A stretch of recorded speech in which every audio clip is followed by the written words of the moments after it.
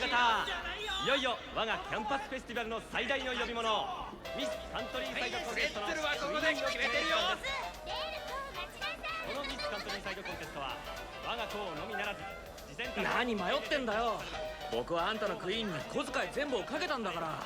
この場には最終賭けの対象になるならこんなの着ないわ。お、美しい足。フェアチャイルドほれ。機械化のあなたにそんなに慣れ慣れしくされることはないでしょ。あ、セシリー、こっちに上がってくれよ。私は賭けの対象じゃないわ。ノミネートされてんだぞ。セシリーなしでやっちゃえ。セシリー、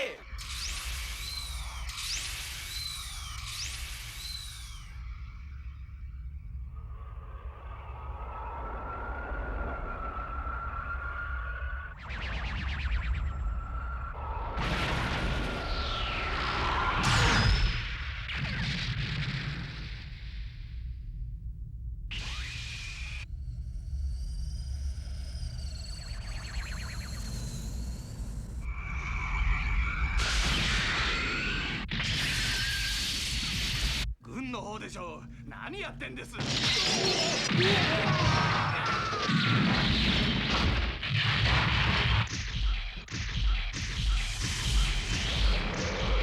ありがとうさんで。振動あった？演習なんてやっていませんよ。港の様子を見てきます。本当なのか？敵だって。軍エリアだ。今時敵なんているんですからしいんですって。セシリー、待っていた時が来たようだぞ。あの噂は本当だったのか。だと思います。クロスボーンヴァンガードなんて海賊の名前だぞ。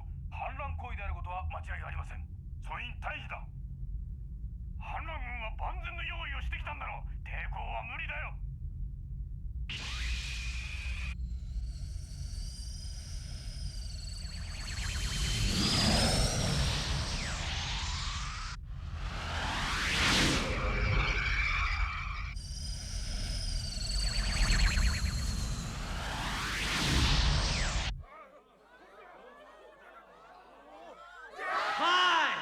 今年度のミスカントリーサイドのクイーンはセシリー・フェアチャイルド。私だってこんなのじゃカントリーサイドじゃないし。いいんだよ、美人なら。なんだっていいの。うるせえ小学か。黙れ。今のはリズの兄貴だろ。知らない。そういう方の投票があるから私の立場では辞退するしか。チームなんか関係ねえぞ。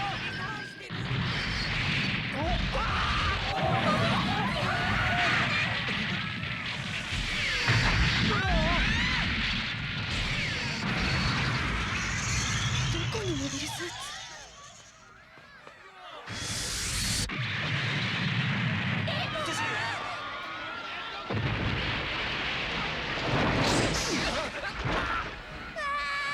に走るんだよ。伏せろ。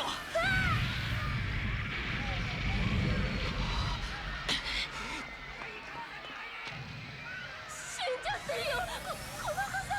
ドロシー、立って。ここはこっちへ入れてよ。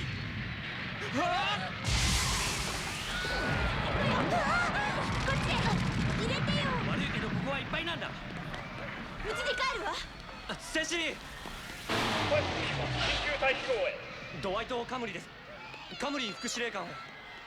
息子ですよ。回線が切れた。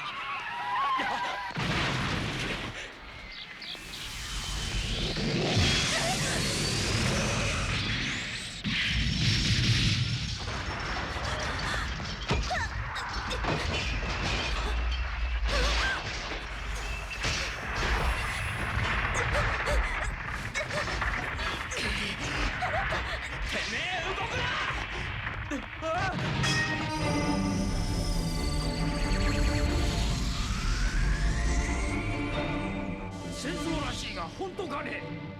お兄ちゃんサバイバルケースをね。ああ。ママのいるスペースコロニーは大丈夫なのかしら。テレビ全然ダメだ。ほら、何やってんの。はい。そんなのいい。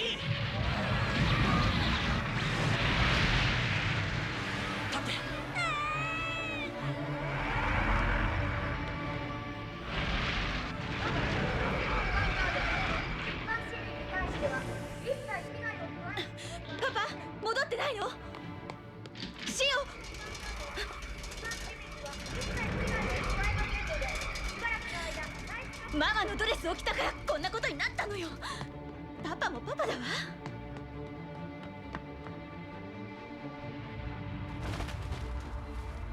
ママに捨てられたくせに今でも未練を持っているなんて。あんたたち。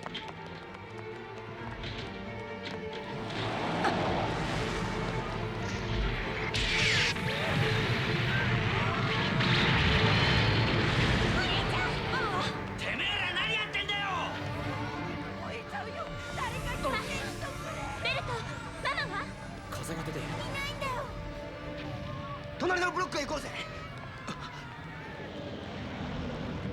セシリ、アーサー。おう、そっちでいいのかよ。ドラシー、そっちはモビルスーツが飛んでるぞ。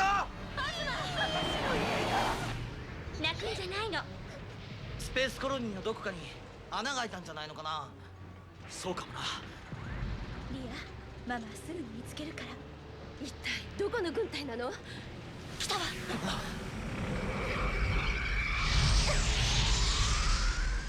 下だ。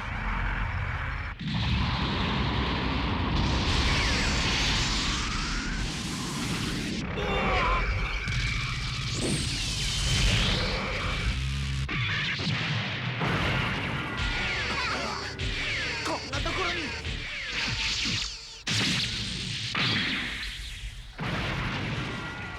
連邦軍は戦場を広げているぜ。まるでド素人じゃねえか。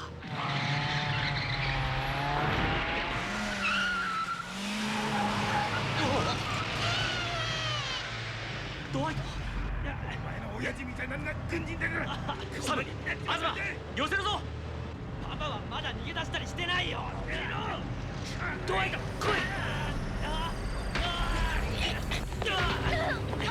すまない。こっちはダメだ。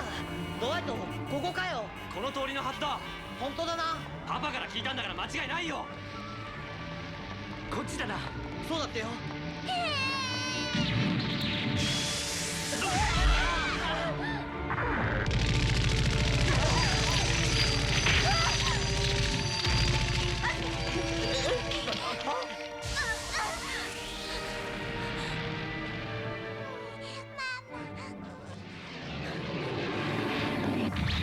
ってここは博物館だぜ。本当かよ。そのロビーの中にあるんだよ。開かないぞ。だから誰も来やしないんだ。ほら、僕の記憶は間違いないよ。敵が来る。リズ、下がれ。サムも。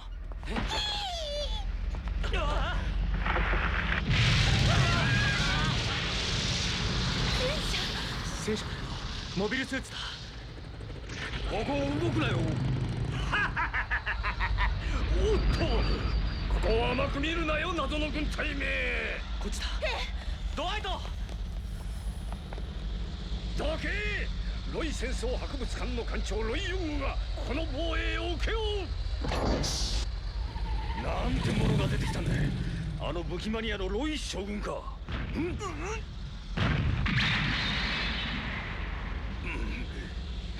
っ込ませろ。また来た。こりゃモビルスーツが変形した。旧式のタンクだ。子供たちを頼む。外が気になるんだ。ここがシェルターだぞ。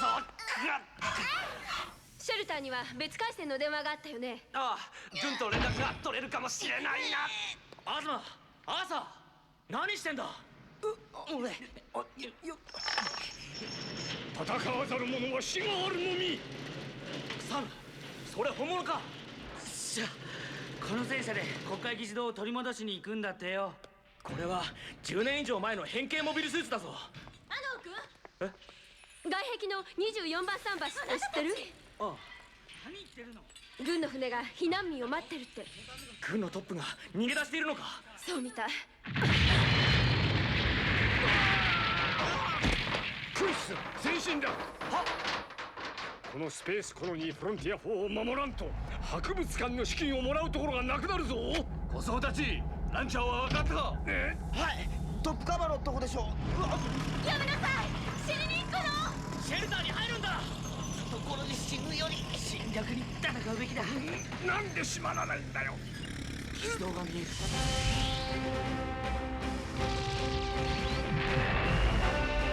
正面上だローバー。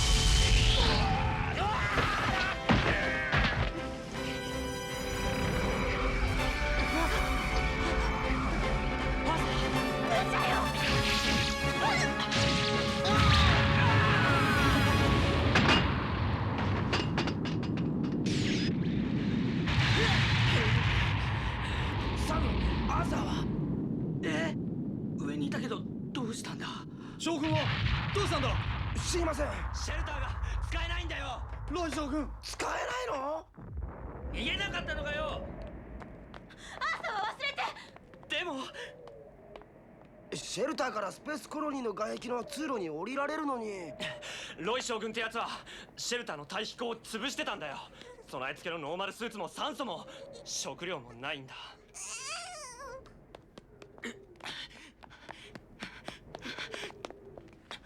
おいおい、朝おい、何してるんだよこんなところで。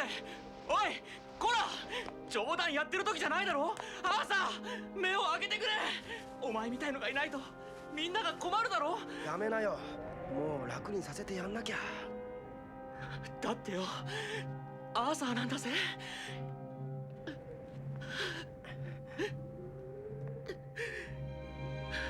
東くん、戦車で逃げるって。シーブックが。くん、みんな行くわよ。行けよ。妹さんもいるのよ。あなた。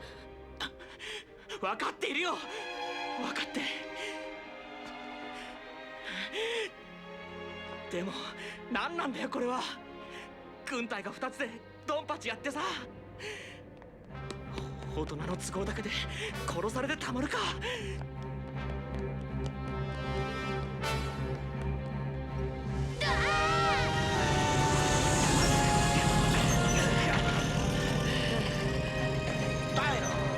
何やってんだ。ミルクだよ。シーブ君、速度速くないか。アクセルがちゃんと戻らないんだ。連邦軍だ。止まれ。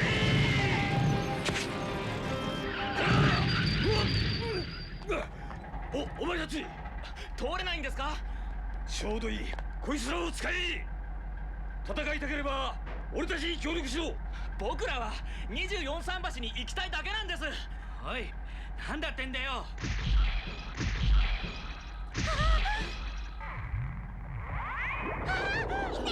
何よ。ここで敵を抑えなきゃならんのだ。みんな交代するぞ。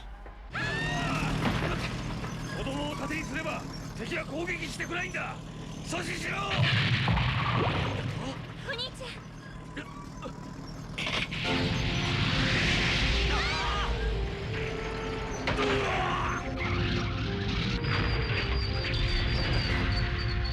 子供を盾にするだと本当か。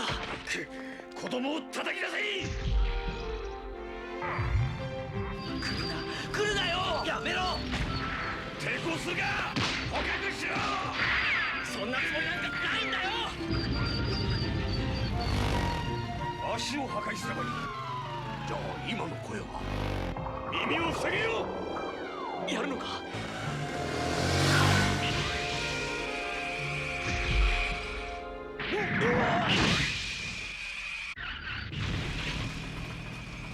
どこへ逃げるつもりなんだ。父さん、24桟橋に船が残っているんだ。次の角を左へ行け。おじさん。すまない。これだけかサン君。アーサーがやられちまって。耳鳴り。いつまでも泣いてんじゃないの。ミゲル、ほら。ミネラルウォーターにコンデンスミルクだからな。ほら、乳首じゃないけどね。おっぱいを飲んでる子がいるのか。右のガンポットは使えるな。多分そこ左だ。お母さんが残してくれたこれが鳴っているみたい。シーブック、通れて。みんな捕まれ。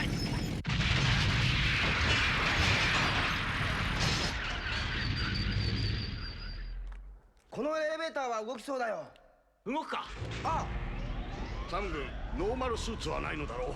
サバイバルケースの酸素マスクが少し。ドロシーの親父さんは桟橋に降りているの？電話した時はまだ情報局にいたわ。東君、ここに予備のノーマルスーツはないの？このエレベーターは車両用のやつですからね。そう。桟橋にあるはずですよ。耳鳴りが小さくなった。父さん、外はどうだったの？クロスボーンヴァンガードとかいう軍隊。戦艦も接近しているという話だったな。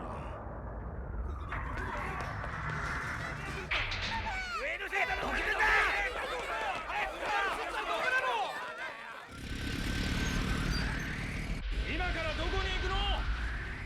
船なんてとっくに出ちまったぞ。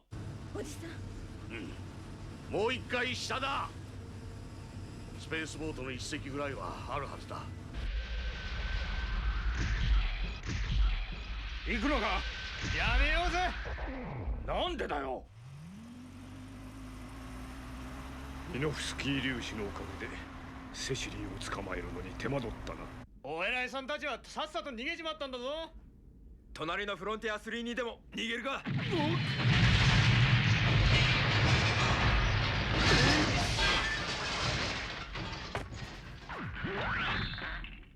なんだよ。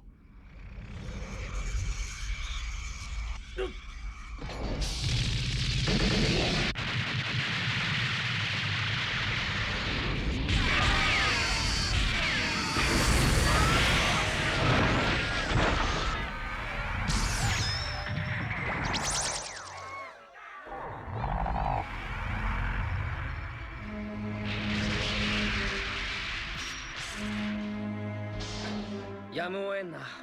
民間人は将来の戦力になるからな。しかしミスミス、ジャガン隊もさっきでした。わかるが、必死で逃げる奴は怖いものだ。助かるためにはどんな無茶でもやるからな。さらに警戒しつつ捜索は続ける。どうだ？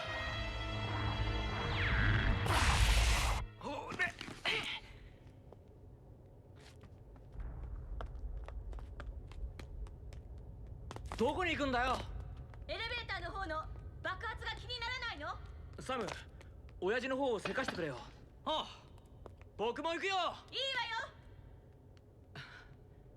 よ。急がせるんだぞ。分かってる。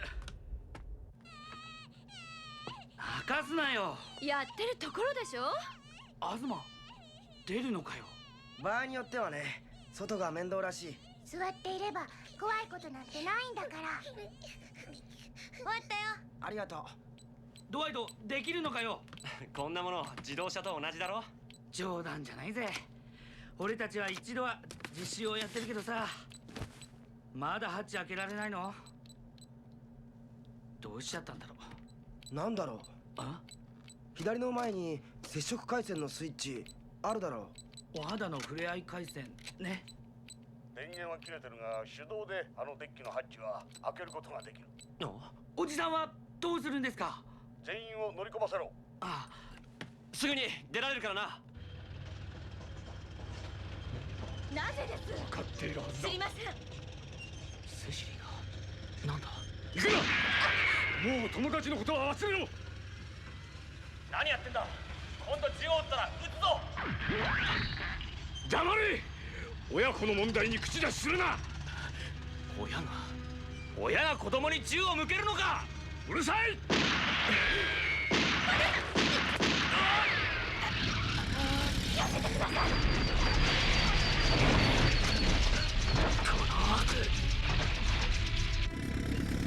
行くんじゃない。なぜです？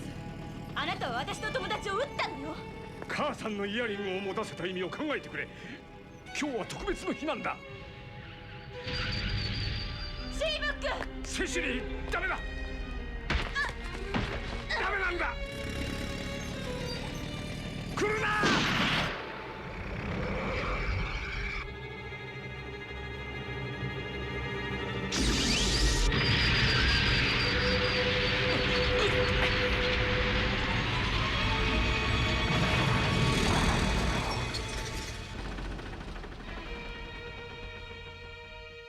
ドレル様か。予定通りの行動ではなかったな。シオ・フェアチャイルド。はその少女が妹だな。は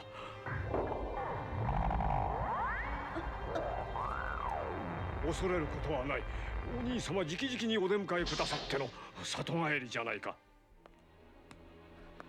里帰りですってなぜです？ロナ家にあなたが必要になったのでしょう。自分はおじい様の命令を実行しているだけです。私をおじい様？まだ安心できる状態ではない。急ぎなさい。ドレルロナか？はい。でも母さんの許可を得なければ。何を言うか。そこの塩があなたの母上を逃がしてしまったおかげで未だに行方知れずでありましょう。あなたの母上を探すためにもクロスボーンヴァンガードに合流される方が賢明でしょう。そのための里帰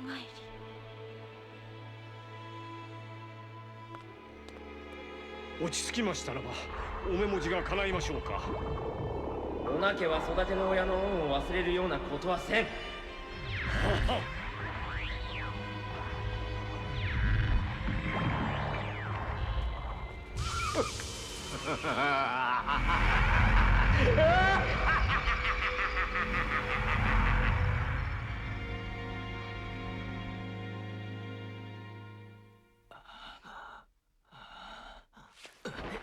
お兄ちゃん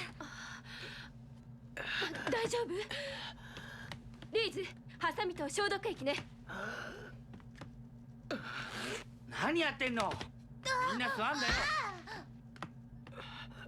サム、親父は？ハッチを開く方に回ってくれたよ。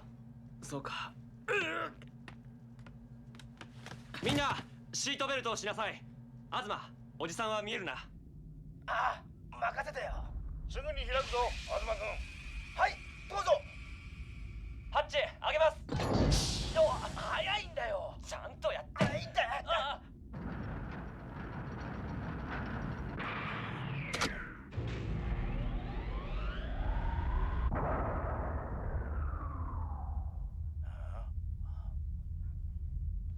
おじさん。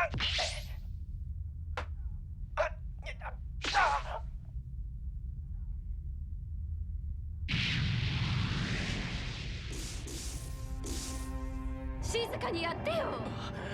我慢して。やっているよ。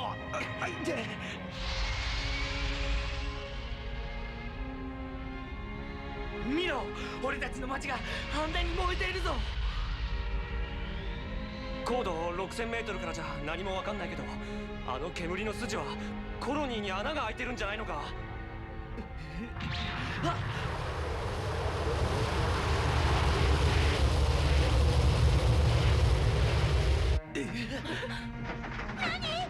コロニーの穴だ。やられているのか。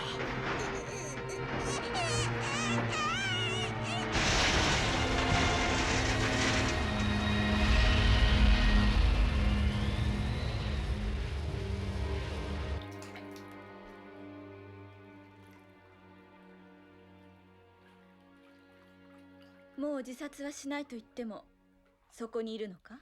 はい。ベラロナ様はお父上とおじい様にお引き合わせするまでは。私はセシリー・フェアチャイルドです。ベラロナではありません。ですが、あなた様はコスモ貴族主義を唱えられているロナ家のご長女でございます。下々の私どもに貸し付かれるのにも慣れていただく、これも高貴なお生まれの方の義務でございます。義務？はい。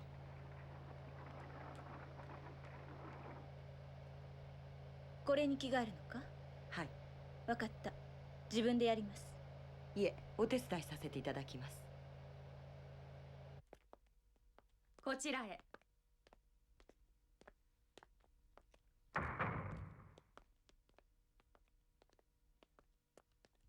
まだ秋も半ばだというのに。はい。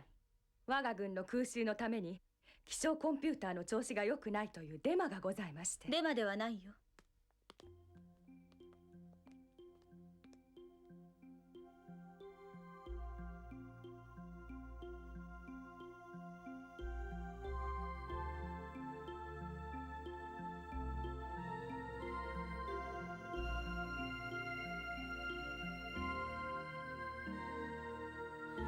で悲しみのかけらだわ街を閉ざすガラス色の雪明日を探す瞳さえも曇らせてゆくの闇の彼方見知らぬ力に流されて心がどこかへはぐれてく張り裂けそうな胸の奥で鼓動だけが確かに生きている光る風の中聞こえてくるあなたの声 Pray don't break up is forever その輝きを信じてる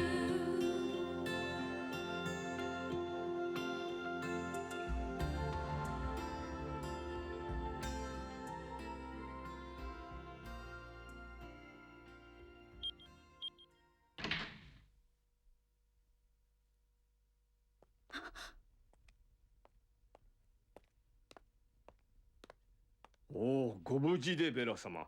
お里帰り本当におめでとうございます。そんなあなただから母にまで愛想を尽かされたのだと気づかないのですか？せざるを得なかったのですよ。せざるを。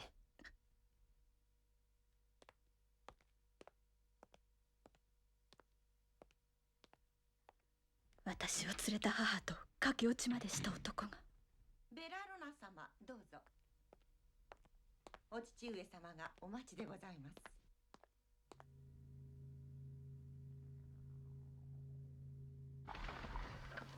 外の戦いは見た通りだ。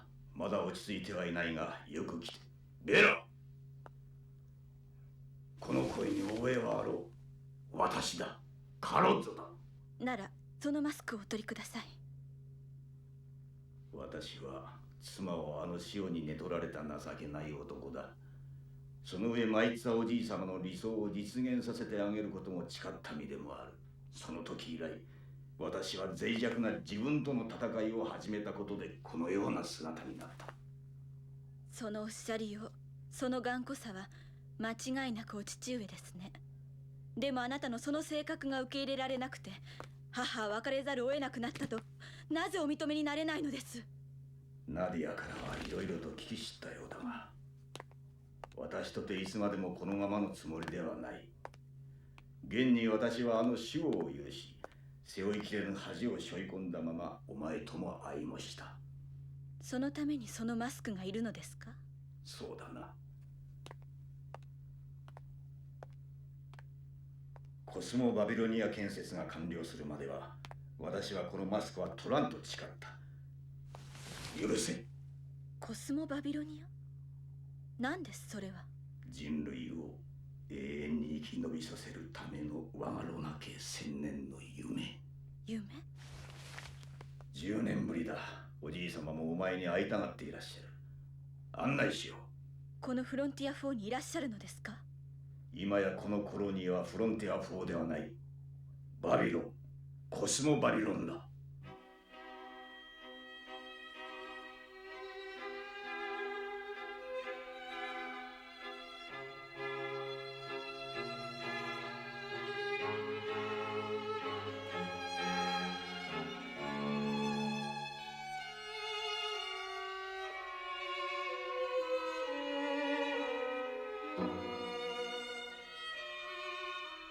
お前を呼んだのはな、コスモバビロニアの建設が完了するまでお前に女王をやってもらいたいと思ってな。女王をやる？大衆というものは絶えずアイドルを要求するものだ。市政に出て苦労したお前はアイドルになれる魅力がある。そんな大それたこと到底私にはできることではありません。いや、嬉しさでつい先を急いでしまった。許しておくれベラ。おじい様、わがままをお許しください。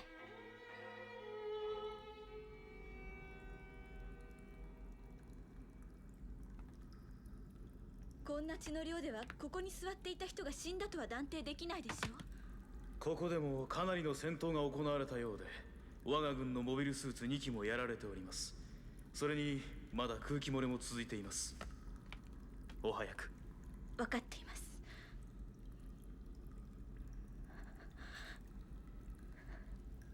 シーブック、私どうしたらいいの？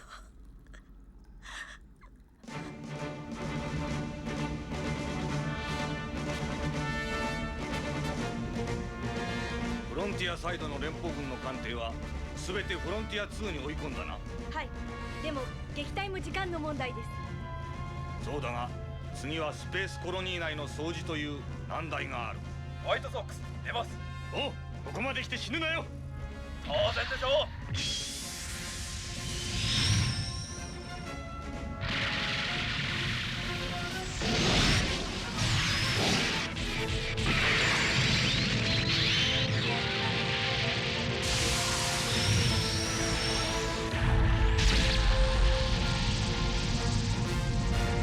コロニー近くでメインエンジンを爆発させて撃破するんじゃない。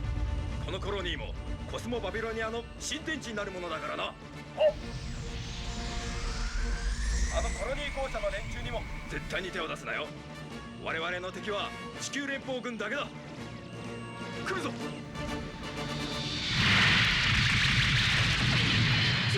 サイド隊長。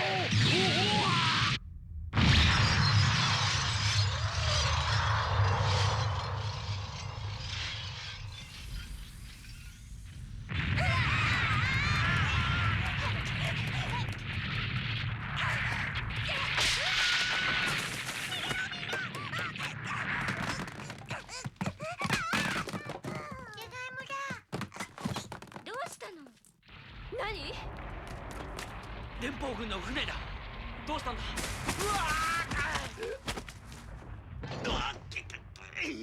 貴様ら、ここは重力があるんだぞ。こんなこっちゃな。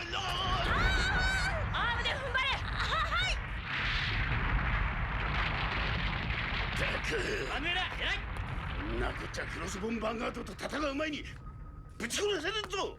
お言葉ですが、退役将校殿、教官のパイロットは出て行ったきりだし、下士官も士官も対空戦闘に出たままで、我々だけでこの船をようやくフロンティア1に運び込んだのに。だからこの練習艦を抵抗派の拠点にしてやると言ってるんだ。敵はすぐに来る。 F91 も使えるようにしておけ。分かったな。どちらへ。抵抗派をここに招集する。ああ、できた。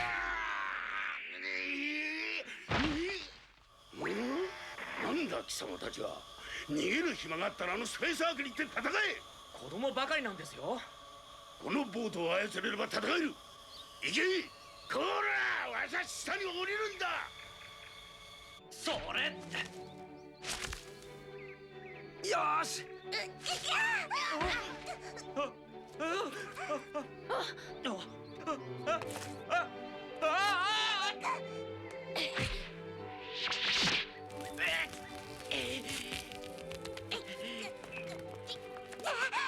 よし。ミア、手を離して。引け。ありがとう。すまない。いや、ドロシーの手が早かったのさ。まぐれまぐれ。でもさ、こんなんで船は隠せんの？遠くから見れば岩とか木に見えるのさ。そっか。飯を食った後ここも閉じとけよ。中で仕事やってんだから光が漏れないようにな。はっ、マントルース総長殿。はしゃぐな。子供のしつけぐらいちゃんとしろ。私の子じゃないよ。ごちそうさま。シルク、傷口が塞がったならもう釣らなくていいよ。ちょっと痛みあるけど。死にはしないんだからさ。レアリー艦長代理。よし、ついてんな。うん？疲れもするさ。いきなり舵を取ってこのコロニーに入ったんだから。地球からだな。ああ、偉いさんはバーカンスをやってるよ。フロンティアサイドは新興の雑居コロニーでしょう。酔っ払い同士の喧嘩みたいなものですから、収まるまでは静観ですな。なんだと？それが公式見解なら。クロスボーンヴァンガードは冗談だってのか？なあ、俺たちのコロニーの街並みってえらくクラシックなのなんだろうって思っていたけど、クロスボーンヴァンガードが来て分かったような気がしたんだ。どういうこと？連邦政府とかコロニー公社とかにさ、クロスボーンヴァンガードとグルになってる連中がいるんじゃないのかな。それ言えてるね。ああ、美人だ。お兄ちゃん、これモビルスーツを整備してるグルスさんに持って行ってやって。うん。夜食持ってきました。グルスさん、そこに置いておけ。地球からの放送聞きました？地球にいる連中はクロスボーンが地球に攻め込まないって知ってるんだよ。なんです？整備マニュアルだよ。これがですか？ああ、F91 はプロトタイプもいいとこだからな。一度出撃したら全部手直しなんだ。ワープロに手書きのマニュアルですか？ページも揃ってないしな。ノーマルで見せてください。なんだよ。これ母です。アノン博士が？ええ。バイオコンピューターの研究をしたいって言って家を出て行って、やっていたことが結局モビルスーツの開発の手伝いかよ。ここなんだ。ねえ、親子ならさ、ここでアノン博士が喋ってることの意味わかんないかな？そんな難しいことわかるわけないでしょ。妹には黙っていてください。そんなものがあるなんて。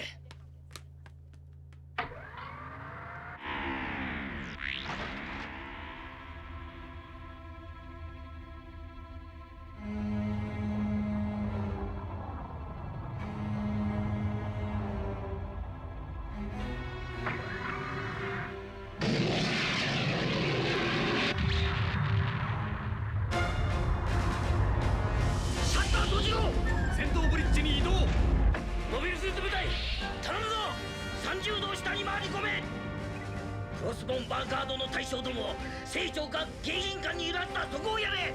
その周辺には数千の避難民がキャンプしているはずです。その程度の被害で戦争が終わるなら安いものだ。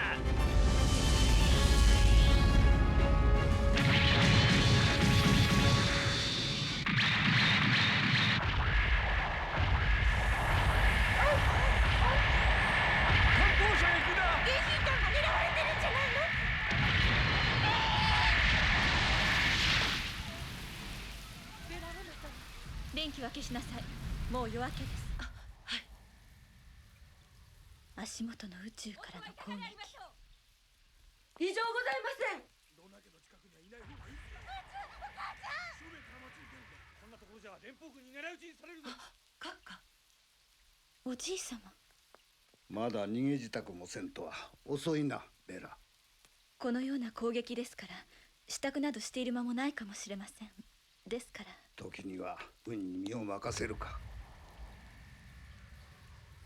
そうだな、人生には己の行く末をこのようにして占う時もある。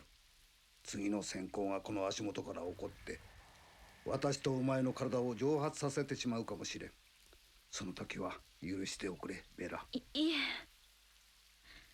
母がロナ家を出奔して以来こういうことには慣れております。そう言ってもらえるとほっとする。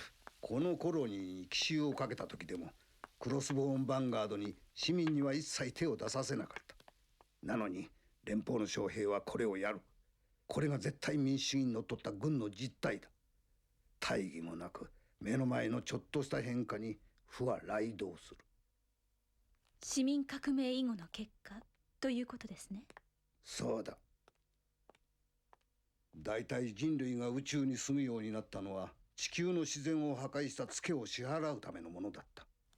がこうしてスペースコロニーの生活が日常になるとまた人は地球に戻り始めてしまった。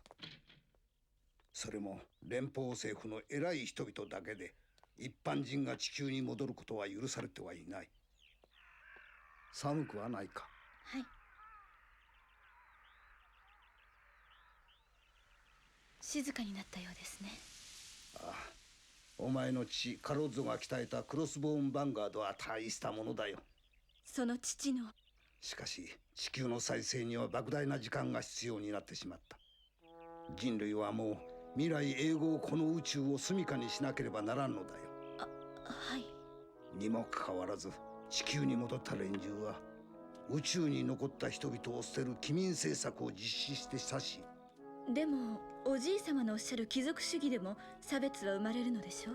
高貴なものが持たねばならぬ義務というものがあってな。はい。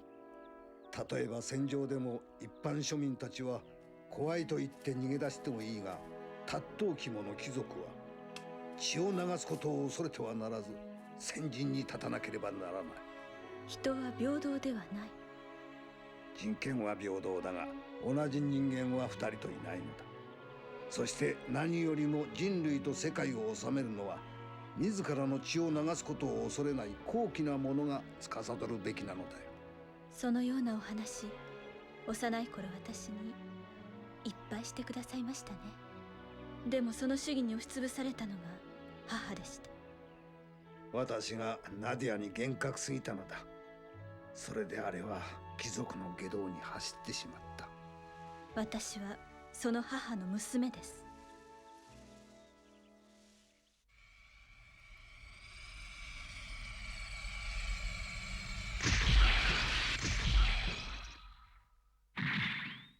ほら、足場をちゃんと見ないからな。この霧の中で甲板を傾けたままにしてんのは誰だよ。なんでヘリガンなんだ。モビルスーツがゴロゴロ余ってるわけがない。実弾で遊ぶんじゃない。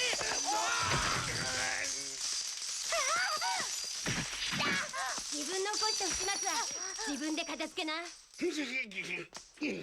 あんなのはさっさとキャンプ地送りですよ。そのつもりだ。ミミ、頼むぞ。はい。リア、ミルク急いでよ。赤ん坊なんて。わかっとる。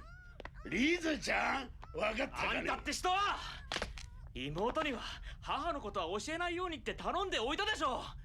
個人的な感情の問題が戦争が終わってからしましょう。あなたはせっかく母親のことを忘れられるようになった子供の気持ちがどんなものか。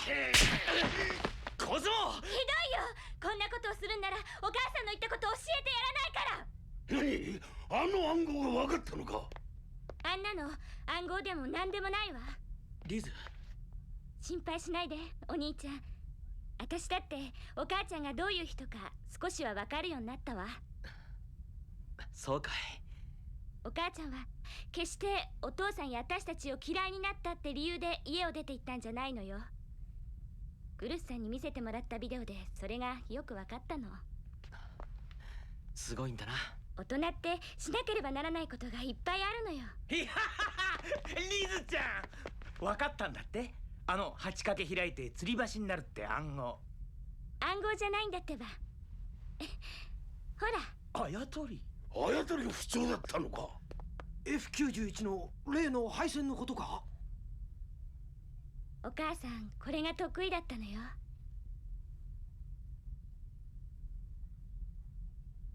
ほら、8かけの吊り橋。これだ。上の面がハードコンピューターのパネル面で、下に行く配線がバイオコンピューターのパラレル回線になるやつか。そうだそうですよ。いや、さすが家族だよ。これで F91 は使えるな。パイロットは大佐の抵抗派の中にいるんだろうな。工学部の生徒がおる。お前らの誰かがやれ。正気ですか。海賊のようなクロスボーンヴァンガードにコロニーを一つめちゃめちゃにされたんだぞ。妹が殺され冷たい宇宙に放り出されたくなければパイロットをやれ。戦う必然がありません。命令だ。いいな。はい、そうですかと。モビルスーツが操縦できますか。乗せられんなよ。はい。もっともあんたのおふくろさんが設計したバイオコンピューターだ。うまくフィットするかもしれねえ。君がニュータイプならだ。ニュータイプって？パイロット特性がある人のことだよ。本当に大丈夫なんだな。嬉しかったよ。ビデオでお母ちゃん見た時、前のまんまであやとりの話だったんだもん。そうか。このモビルスーツお母ちゃんが触っていたんだな。ああ、そうなんだ。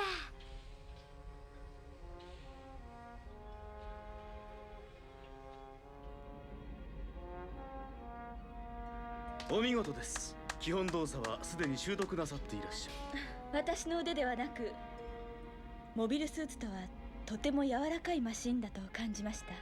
そう感じていただければ本物です。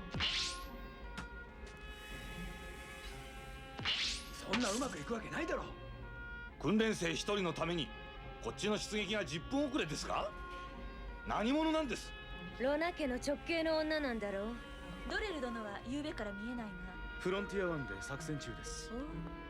今日の偵察は遠いぞ。はっ。ザビーネ隊が直接面倒を見なければならない訓練生なんて急げよ。はい。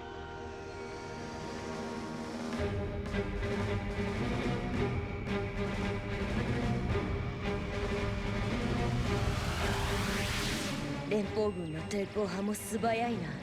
フロンティア1が資源コロニーで我々が破壊しないことを知ってるということか。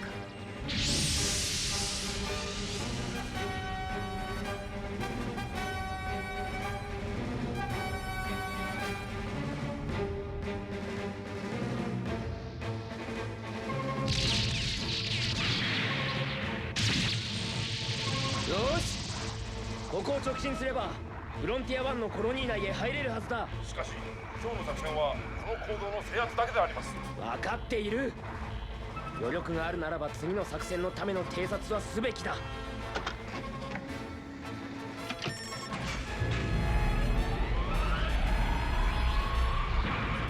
御曹司、命令違反です。中野総統はバビロニア宣言の後にするというのが。うるさい。従う者だけ来ればよい。内壁を開けろ。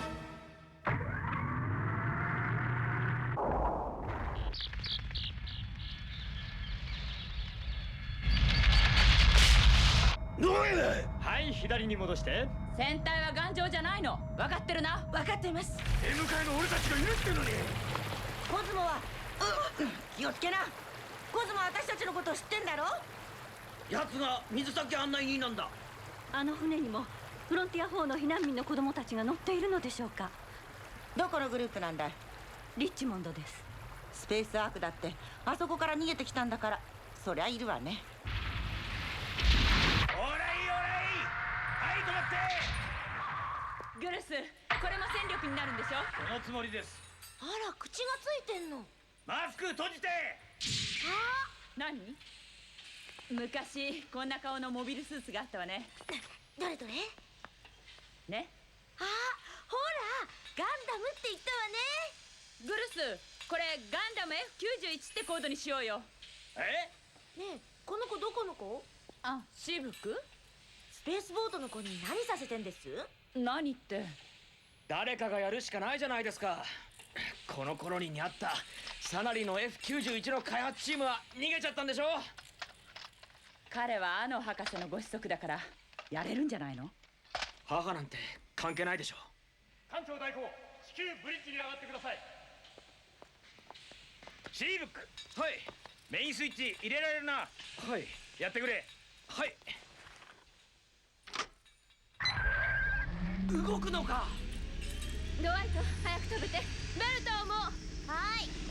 子供にも手伝わせているのか。エレム夫人、薬は運ばせてるよ。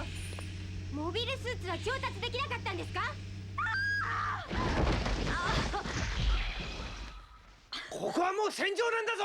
すみません。あれで抵抗運動しよってんだからな。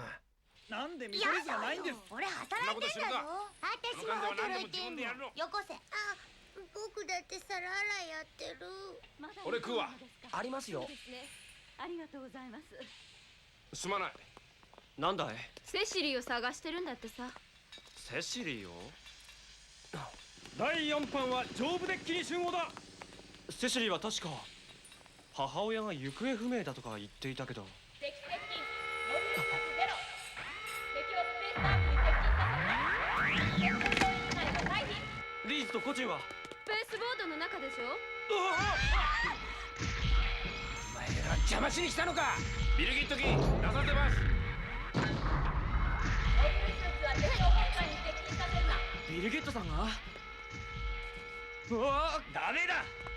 なんで？スペースアークに人が集まりすぎた。ガンダムを出せ。この F91 で踊りをやるんですか？バカ。ボタ山と木を盾にして逃げるだけでいいんだ。行けよ。どけよ。俺が行く。ダメだ。なんでだよ。お前が行けばアーサーみたいになっちまうぞ。僕が行く。なんでだよ。お前は死に急いでるみたいなんだよ。前だって。逃げ回りゃ死にはしない。F91 ガンダムはシーブックアノーで行きます。右と24番機ゼロ。ガンダムを立たせられるな。そのつもりです。やってみろ。動きました。やってますよね。このまま立てばいいんだ。動いてよかったですね。ああ、リズちゃんのおかげだよ。パイロットスーツがないと体が固定しないか。中央取れ。一番上のやつだ。合うんですか。91用だ。調整は進んでる。何やってんの。直前になったらオートでやるんだよ。シーブックか。ベルゲットいつまで外に待たせるんだ。コズモ大佐。見ちゃおれんから。この指揮はわしが取る。お母ちゃんがこんなものを作っていたなんて。カタパルトに乗せろ。シーブックならできる。お兄ちゃんが言ってるの。よーし。ガンダムを出すぞ。機関室。もう死んだ。今出たら見つかります。このままでも標的になる。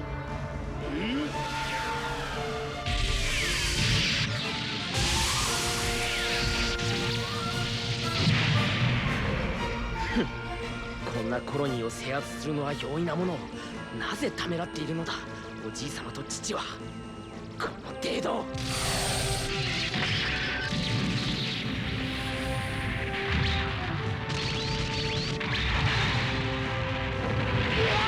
何キロ敵がいるんだよ。檻の中に巡洋艦が隠れている。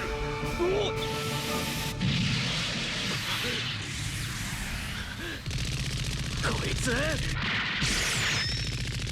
る。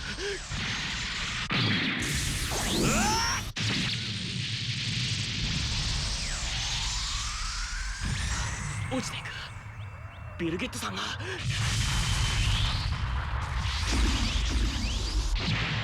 F91 やれるのか。なんとか。おお、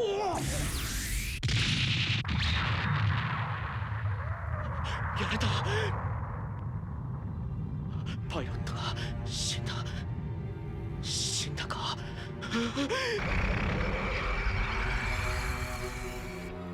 ろくな戦力などないはずなのに、3機が撃墜されて2機が損傷しただと。傲慢がほころびを生むというのか。私だって信じられなかったんだよ。真面目なパン屋だと思ってたのにさ。売国度だったんだよ、シオは。迎賓館近くに引っ越してロナ家に尻尾を振ってるんだからね。あ、セシリーは？あんなロナ家の女。ロナ家の女？どういうんだ？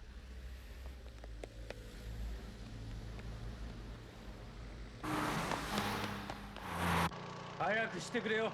もうちっとですから。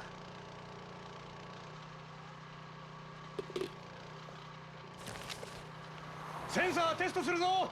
コードをつないでくれ。ほら、その下のプラグだ。あ、はい。行きますよ。おーし。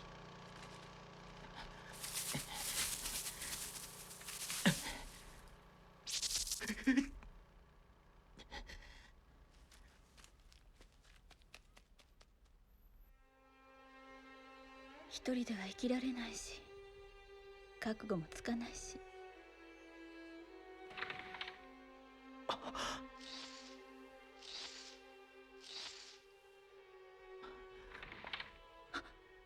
何者です？警備員。やはりセシリー。シーブック、あなた生きていたのね。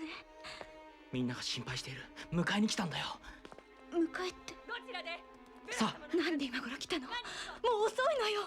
遅いって。今さら。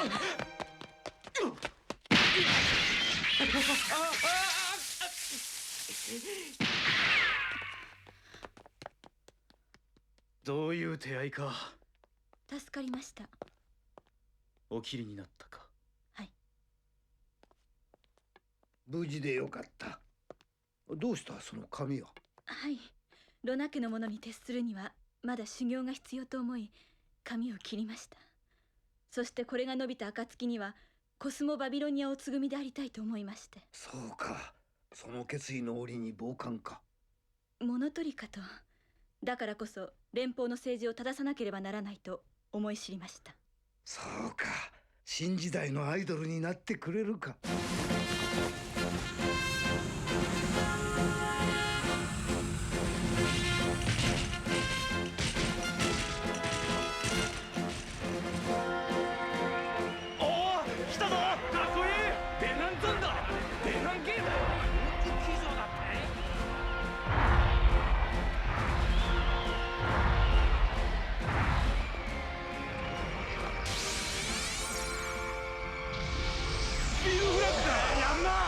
9世紀1世紀を経た今日、地球連邦政府の高官たちは再び地球を汚染して人類にとって唯一の宝をおります。捕らえられないものか、なんとか頼みます。はっ。伝説を消したクロスボーン・ヴァンガードはそのための先兵にしか過ぎず、この再建になったコロニーに捨てられたように住まわされた皆さんの力によって地球圏全体を守っていかなければならないのです。なんだ、そこにした奴がいるんだ。我らと意見をことにする者たちよ、私を殺しに来るのはいい。私は逃げも隠れもしない。いいぞ、デッカメだと地球連邦政府。じゃあ政治家よ、地球に下ろすために税金払ってんじゃねえ。セシリ、軍事力を持って出てきた者は武力制圧しか考えないということをなぜわからないんだ。実質的には何一つ変わっていないのに変革が始まったとさ。シーブック君、見つけたぞ。前に進めよ。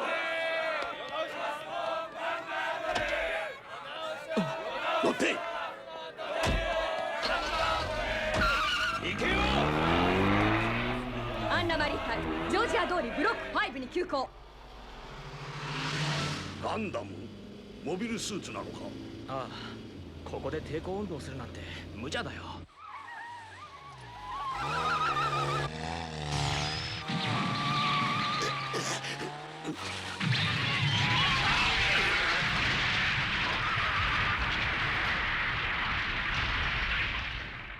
たった一機の所属不明機、アンナマリに追跡させて抵抗派の拠点を探らせろ。新型だったらなおのことだ。了解。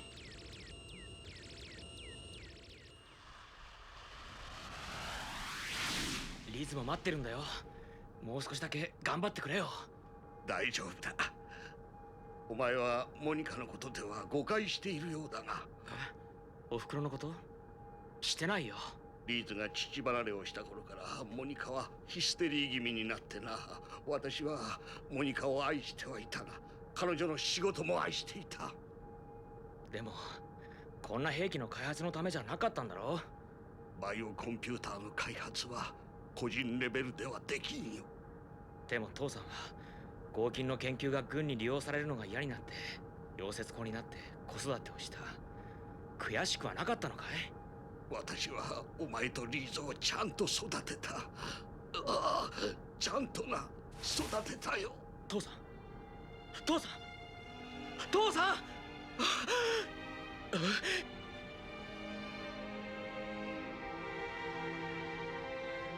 く帰った時はこんなことになってしまって、なんでお父ちゃん。リーズ、遺体は宇宙葬にするから。いやよ、ずっとそばにいる。おい、分かってるのか。これはお前の増長が招いた結果なんだぞ。ガンダムが操縦できるからって一人で出かけなければ親父さんが死ぬことなんかなかったんだ。昔さ、ニュータイプってモビルスーツに関してはスペシャリストがいたよな。そういうのって大概個人的には不幸だったんだよな。よしなさいビルギット。ここはシーブックをどうするのかね。なんと軍属ならば金庫系とかってケースですがね。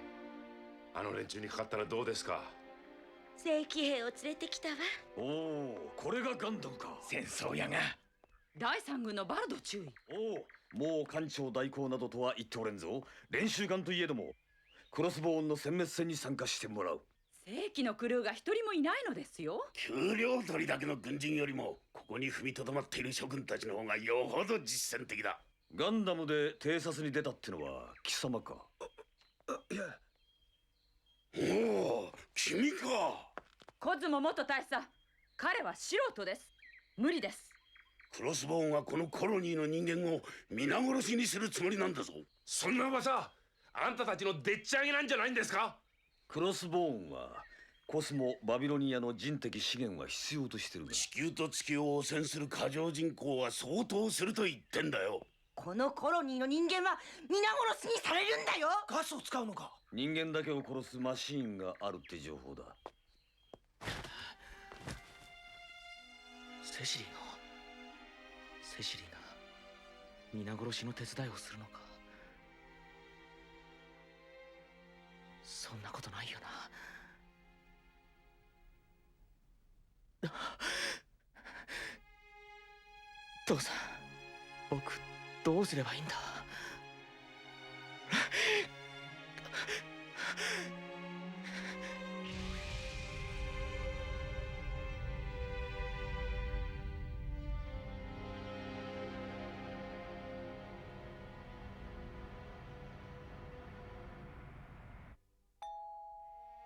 お名前をどうぞ。シオ・フェアチャイルド。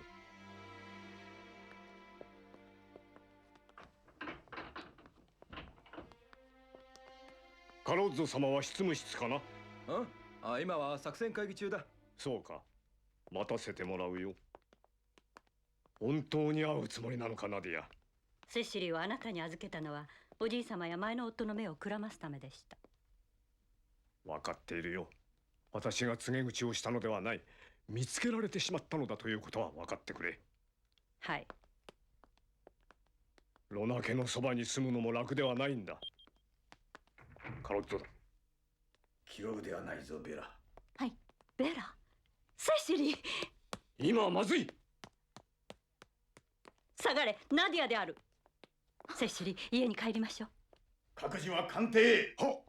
あなたがカロッゾであってもこの子を渡すわけには参りません。私がこんなものをかぶらざるを得なくなったのもお前のおかげだったと知っていればそんなことは言えんはずだ。加害者が被害者ぶるのはおやめください。おじい様がいらっしゃりながらなぜここまで来てしまわれたのです。高貴な生まれも考えずに感情だけに走る女なぞ我が娘ではない。ベラの未来はベラ自身に選ばせればよい。まだそういう年ではないでしょう。お母様、作戦終了後にゆっくりお話し合いをさせてください。セシリ、お前はベラロナではない。いいえ、私はビギナギナのパイロットベラロナです。お母様のおっしゃる自由は逃げ回るための口実にしか聞こえません。それは違います。ナディア、人が旧来の感情の動物では地球圏そのものを食い尽くすところまで来ているのだ。なぜそれがわからん。あなたはそれを素顔で言う勇気がなかったでしょう。私も感情を持つ人間だ。素顔であれば今お前を殴り殺していたかもしれん。それを抑えるためのマスクなのだ。人類は過ほどに情念を抑えなければならない時代なのだよ。しばし休みおじい様と和解してくれると嬉しい。シオ、人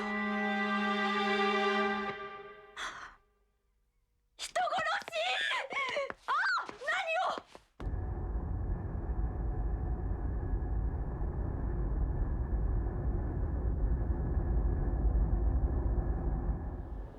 諸君ら3方面の偵察終了の合図をもってモビルスーツ隊の発進になる。行くぞ。はっ。この作戦でフロンティア1を制圧すれば遊んで暮らせるってわけか。地球掃討作戦があるんだよ。再度テスト。すぐに行くよ。はい、頼むぞ。ザビーネ様。アンナマリー、思った以上の敵の数のようだ。偵察にはくれぐれも気をつけてな。ザビーネ様こそ先方でいらっしゃって。つま先をハッチに引っ掛けて。すまない。ベラローナ様も出撃なさるのですか？足手まといかもしれませんが、ザビーネが面倒を見てくれると言いますので。お気をつけて。先発いたしますので。頼む、水先案内人。でも妙ですね。あなたほどの人がこのザムスガルの全てを知らないとは。艦長だって知りはしません。そういうものです。そう。この船をフロンティア1の隕石側に接岸させて共闘砲にする。今回の作戦、それだけのものですか？は？父とはいえカロッツォにはどこか信頼が置けないのです。何か別のことを考えているように思えて。ジレは鉄仮面寄りですから、彼の言動に気をつけていればバグのような暗号の意味もわかりましょうな。バグ？組織の全てを知ることは難しいという例えですよ。ロナ家のこと軽蔑しているのでしょ？自分はクロスボーンの剣軍には協力しました。マイッツァー鉄仮面漁師が市場と理念をごっちゃにすることがないのは知っていますし、自分もそうであります。アンナマリー偵察部隊出るぞ。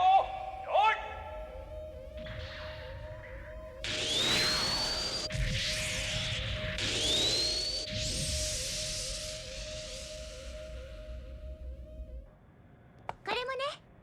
ありがとう、リア。お兄ちゃんがすぐに家に帰れるって言っていたからもう少し待っててね。どうなんだ。ロナ家にセシリーが入っているなら彼女は絶対に口添えしてくれるよ。シーブック。そりゃこの F91 を持っていけば俺たちぐらいバビロニアの市民にしてくれるだろうさ。でもドワイトはそれでも軍人の子供か？ドロシーやサムもアズマも賛成なんだぜ。レアリー艦長代行だってここから脱出することを考えているんだ。セシリに会いたいからそんなことを言ってんだろ。いけないかよ。もう戦闘態勢だろう。ニュータイプもパイロットスーツに着替えんか。誰がニュータイプなんですか？貴様がやるんだよ。お前の妹やチビたちが死んでもいいのか。このジジイが。もうちょっと右。面かじだって。分かってるわい。あんなのがここのベースになるのかよ。ひよっこどもだろ。俺たちが着陸しやすいようにしてやったのによ。やったー、私は偉い。これで下からの攻撃には心配しないで済むってわけね。ボタンはの上だからね。ケン、ビルキットとシーブックに周囲の偵察を。お、脱出経路のチェックね。艦長代行、ビルキット、甲板を開けろ。敵のモビルスーツを収容する。やってますよ。ビルギット24出るぜ。いいパイロットじゃないか。命令系統は第3軍か35軍からにしてもらいたいですね。連中はコロニーの外の守りで手一杯なんだよ。シーブック、ガンダム F91 出ます。入れ込みすぎんなよ。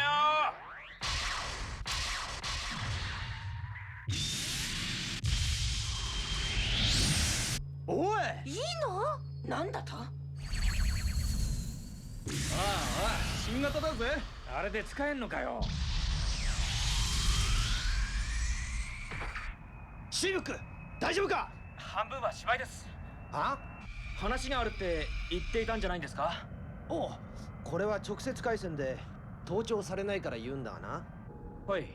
俺は港口の方にスペースアークの脱出経路を調べに行く。ああ、はい。貴様はここの地形を頭に叩き込んどけ。はい。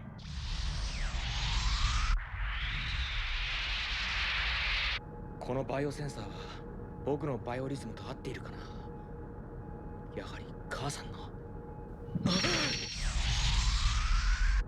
何？ぶち殺すぞ。どけ。でかくって軍隊の飯を食っている方が偉いのかよ。このザムスガルをフロンティア1の鉱山部分に接現させ、バグを目覚めさせれば全てこの作戦は完了である。あ、今回のテストが良好であれば月と地球の人類を抹殺すると。そのためのテスト場である。コロニーの本体を損傷することはまかりならんと再度命令せよ。空気撃開始。各員登場。ザビーネ、いろいろ気を使ってくれてありがとう。いえ、このビギナギナがデナン家よりも扱いやすいとおっしゃる。ベラロナ様は真のニュータイプでいらっしゃるようですな。人を立てて初陣の私を一人にしないでくださいね。我が黒の戦隊が周囲からお守りいたします。では。モビルスーツ部隊順次発進。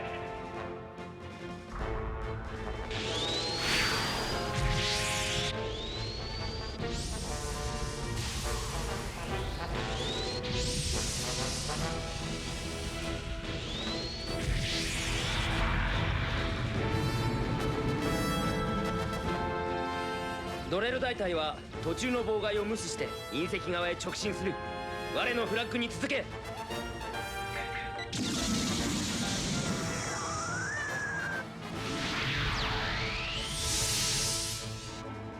はお先に。どうぞ。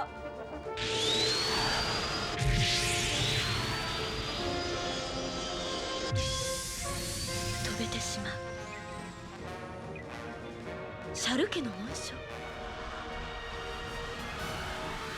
すぐにも変態が組めるとあるがままを見ただけでそのものの本質を洞察できるのがニュータイプというもの。信じたくなった。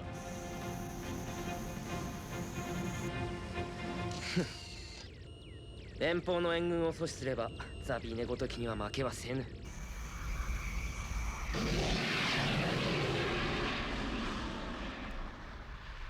1週間早く寝返ってくれればデータ転換も楽だったのにさ。これだな。ああ、クロスボーンヴァンガードのデータからだから正確だ。アンナマリーがリズの祭壇の片付けを手伝っているのか。ああ、チビたちが懐いちゃってな。なんだよこのペイントは。アンナマリーは戦うつもりなのか。コズミックは大喜びさ。すみません。どういたしまして。彼女かなりの人のはずなのになんで寝返ったんだ。サム、アズマ、早く済ましてくれ。もうここだけでしょ。当院第一戦闘配置で待機。いつでも脱出できるようにな。ああ。38戦隊は隕石があり回る。クロスボーンはこっちに取り付くらしい。バルーン射出。艦砲射撃終了後3分してモビルスーツ発進。はっ、レーザー解析入りました。第二射程内に敵へ入ります。どうぞ。海賊ごときにフロンティアサイドを好きにさせるなよ。各艦一斉じゃ。て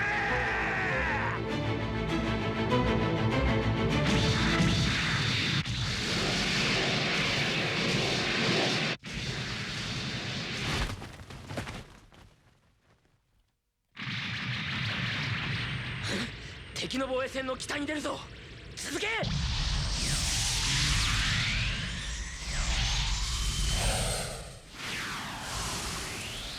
始まった。ベラロナ様。はい。ドレル大隊が撃ち漏らした敵機を掃除します。デラ様は気遅れている味方機があれば叱ってやってください。勉強させてもらいます。ザビーネ。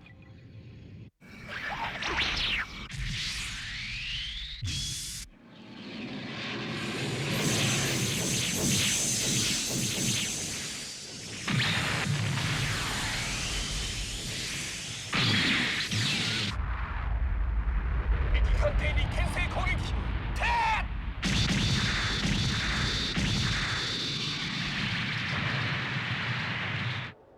サムとアズマはスペースアークで対空戦闘やるって張り切ってるんだよね。あれこっちは変に赤い顔してる。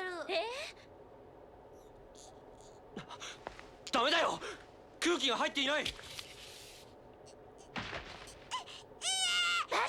ぶ猫とやって。わざとじゃないよ。リアだってちゃんとやってるでしょ。よしよし。みんな座って。スペースアークが動いている。始まるの？ドワイト君。はい、レアリー艦長代行。君たちはモビルスーツ発進後コロニーの太陽側の港口に移動しなさい。敵は鉱山の方にいるから逃げられるはずです。どうぞ出てください。さあ行っとくれ。シーブックとアンナマリーさんは俺の左右につけばいい。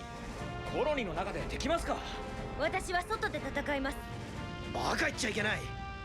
敵は鉱山側の我が防衛線を突破したらしい。イルギット、オーサー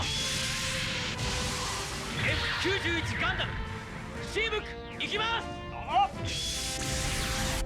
連邦も小型で強力なモビルスーツを開発していたか。いいんですか、アンナマリンさん。鉱山側にクロスボーンの先鋒が取り付きましたよ。成り上がりの私がロナ家の女に勝てるわけがない。何かアンナマリー出させてもらいます。出した方が面倒がなくていい。そうか。アンナマリー出てください。ありがとうレアリー艦長代行。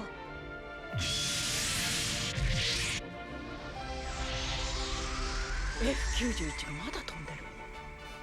このサナリに来たって予備の部品などないのに。スペースアークに逃げ込んだ子供たちにどうしたら会えるのかしら。あれはスペースボート。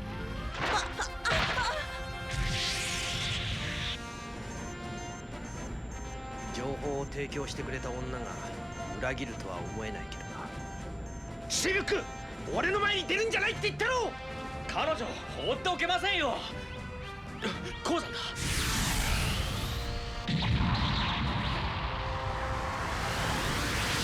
地上の小ゾモ隊をもっと前に出させるか。ああ、これじゃここも占領されるぞ。コロニー制圧部隊が入ってくる。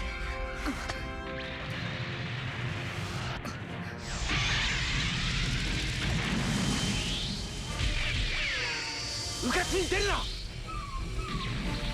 なんだおい、どうなったんだ。連中は早い。この大型ジャガンタイプじゃダメだ。そうなのか。ビルゲットさん、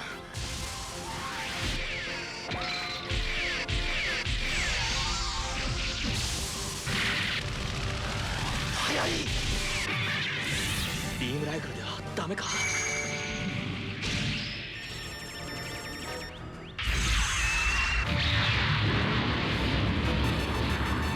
いつは強力すぎる。シーブック、よくやった。偶然ですよ。いや、火力と機動力だ。俺が牽制するから貴様が落とせ。そんな。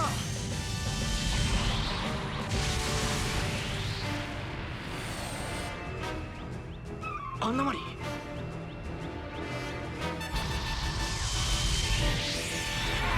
ダニー・ユースだ。正気かい。敵地に入って止まる奴がいるか。アンナマリー、来たなザビーヌ。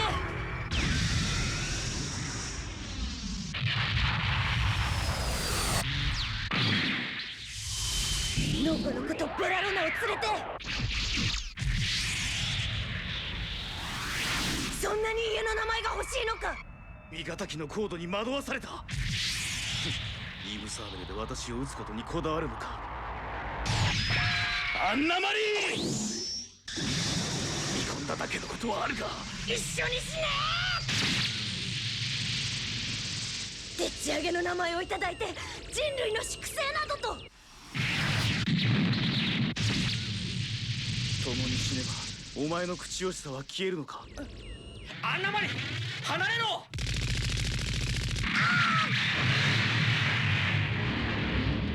感情を処理できん人類はゴミだと教えたはずだがな。ザビーン、どういうことか。ご覧の通りです。部下の裏切りは自分の汚名であります。お許しください。そうなのか。後衛は前へ、ザビーネは後ろへ。いけません、ベラロナ様。モブルス、ベラ機から目を離すな。アンナの気配が消えた。やられたのか。ビリギット、抵抗するんじゃない、行っちゃえよ。ほれ見ろ。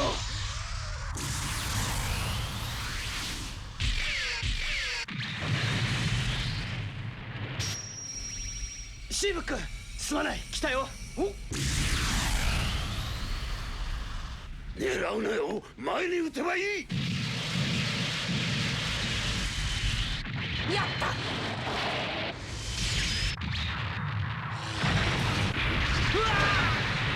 るぞ。3、2、1、ファイヤー。いいぞ。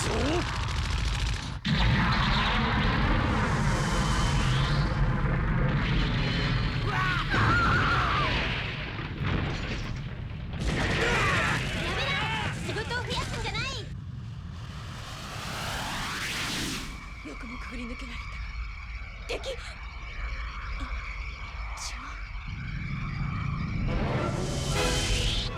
まだ正面に3機。スペースアークか。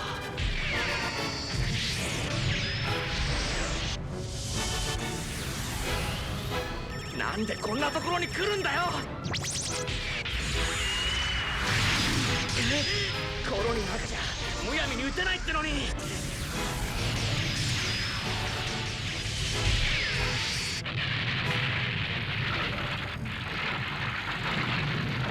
モビルスーツをコロニーの中で使うなんて。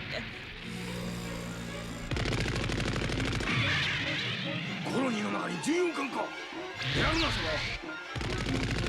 ブリッジ、主砲のビームは絞りすぎています。当たれ当たれ。逃げられた。この隙に180度回答やってます。ケン、ビルギットとシーブックに交代命令。了解。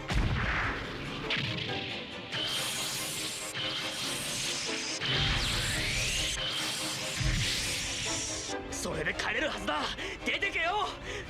まだいる。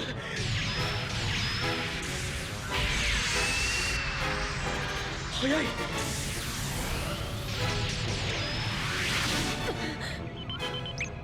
データがない機体。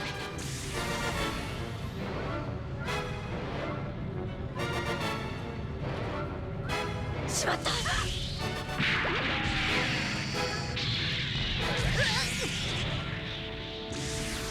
こんなところにのこのこ来るから重心がぶれて。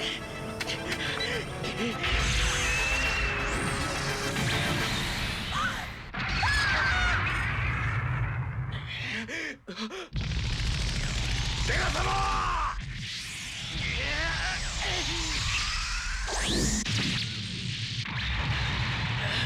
やれた。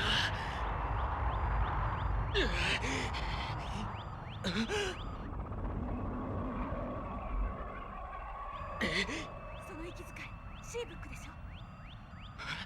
シーブックよね、シーブック。セシリー、セシリー。接触回線聞こえるわ。シーブック、本当にそれを操縦してるのね。セシリーこそその白いモビルスーツを。どうしてさ。セシリー、こうなっちゃったのよ。こうできちゃったのよ。どうしたらいい？どうしたらって。セシリーは髪を切ってロナ家に戻るつもりだったんだろ。違うわ。あなたたちがみんないなくなったから、他にしようがないって思えたから。そうだったのか。私はまだセシリー・フェアチャイルドよ。また見慣れないモビルスーツよ。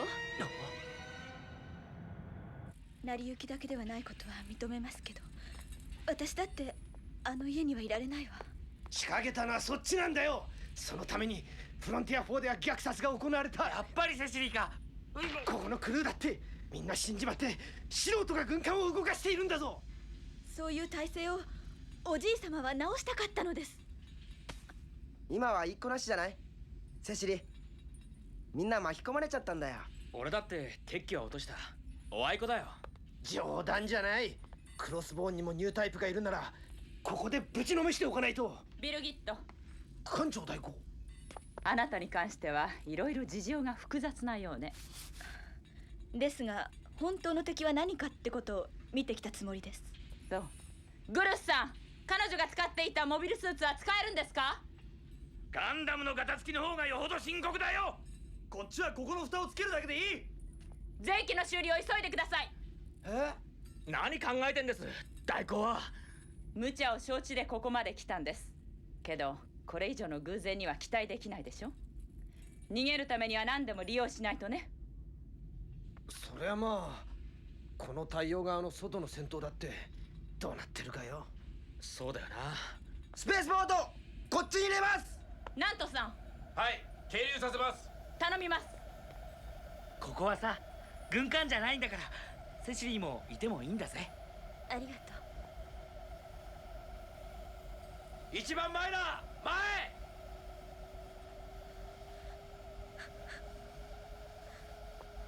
セシリー、どうした？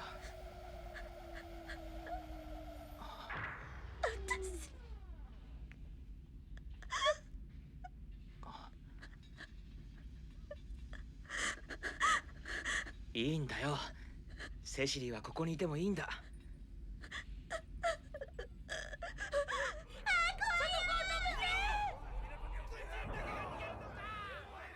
開けろ。おい、すみません。他のはダメだ。こいつ離せ。なんで入れないの？サナリーのスタッフは全員月へ行ったんじゃないんですか？ここも撤退命令が出ているんです。 F91 はここで戦ってるんですよ。知りません。スペースアークもここの港に入ったのに。ここは閉鎖中です。頼みます。お気をつけて。いいからボートの全部を使え。黒の部隊が全滅したというの。噂は噂だ。他に言うんじゃない。本当らしい。ザビーネもやられたらしい。成り上がりがいいざまだ。たった一機の敵がやったって言うんですよ。手柄を上げるチャンスが来たんだよ。この発電所また連邦に取られちゃうんですか？どうだ。ザムスガルに送電開始です。俺たちが警戒しているのは信用できないのか。旧式とはいえ短時間に強大な電力を手に入れるには核融合発電が必要なのはわかるが、なぜザムスガルにこれがいるのか。関係があるものといえばバグという暗号名しか思いつかない。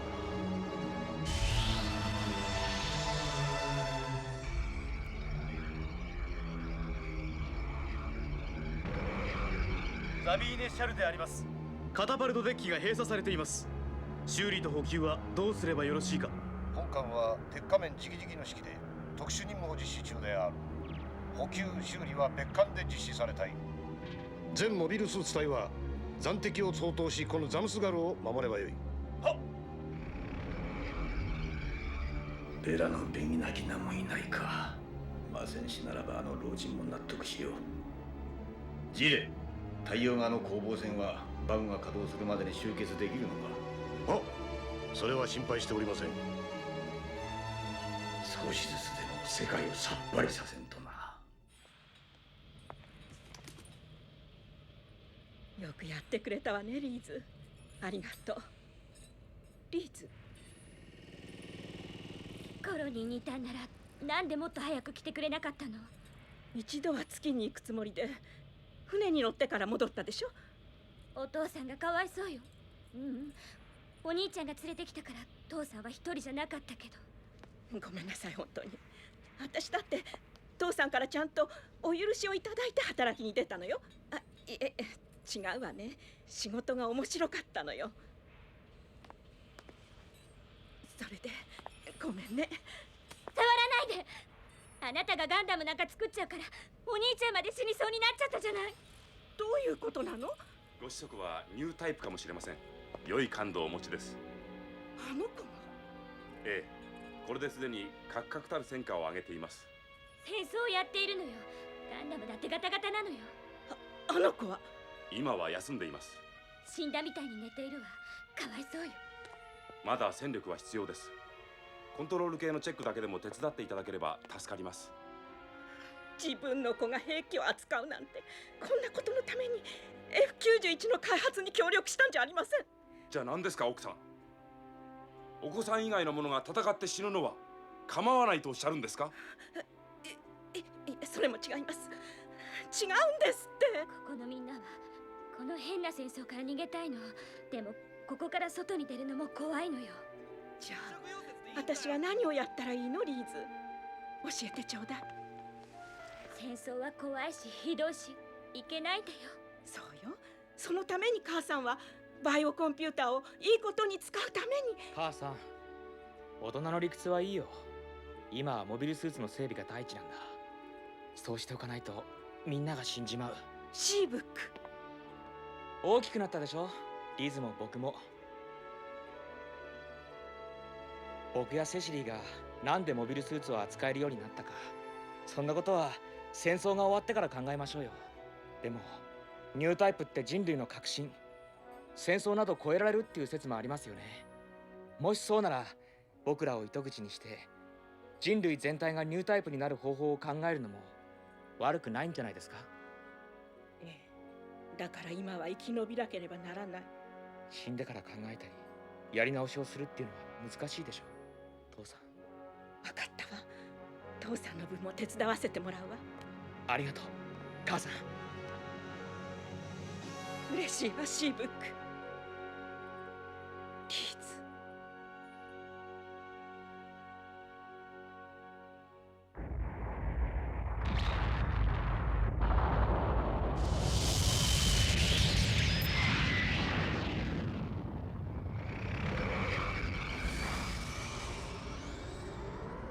島はだいぶ遠くなったね。出たらすぐに月の方にコースを変えれば。大丈夫よ。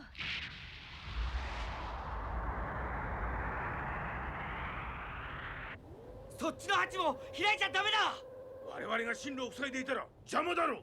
機銃座の方は外と同じなんですよ。皆さんはガンルームとか船の中央に移動してくださいよ。どこのハッチを使えばいいの？ハッチが船の中央。子供もいるんですよ。ここ危ないの。なんで民間人を乗せちゃったんです？全員で忙しくって気がついたらこうなっていたんでしょ。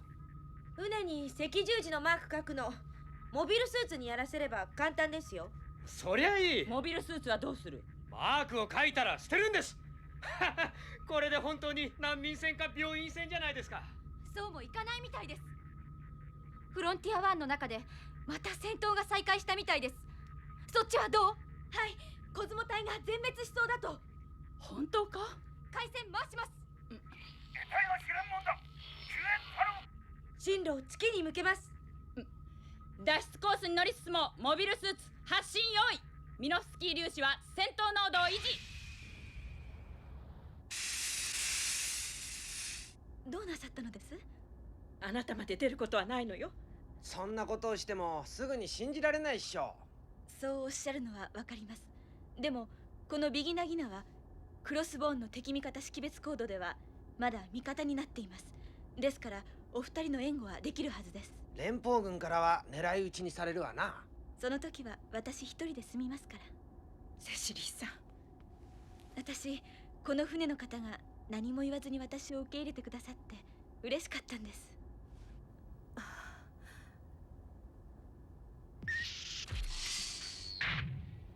ビルギットさん、頼みますね。何をです？シーブックなら。あの娘さんは死ぬつもりです。いいじゃないですか。クロスボーンの女王になるかもしれなかった女なんでしょ。聞こえていたよ、母さん。母さんがそんな風に他人のことを心配するのを見たの初めてだ。そうかね。いいお嬢さんなんだよ。知ってるよ。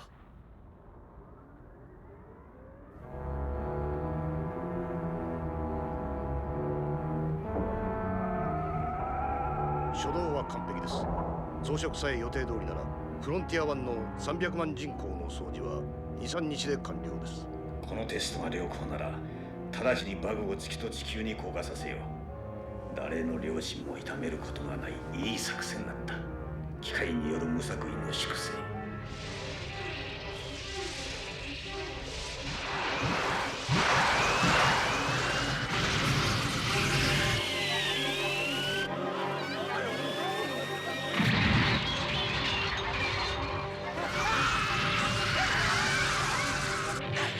たかがコマが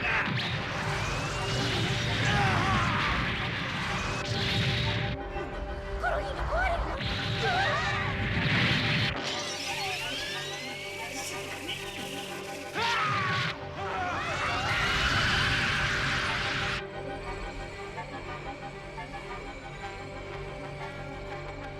モビルスーツじゃないな。なんだ？想像つかないわ。ごめんなさい。彼女を盾にするんだ。あれ？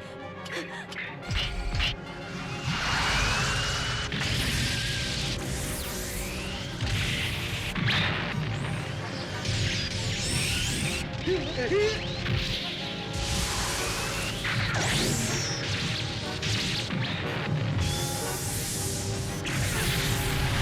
リギット！これがバグか。どういうマシンなんだ？知らないのよ。クロスボーンヴァンガードだって一つじゃないし。こんな凶暴なものが地上で使われていたら。待てよ、お前ら賞賛はあるのかよ。おじい様が作らせたの？あっ！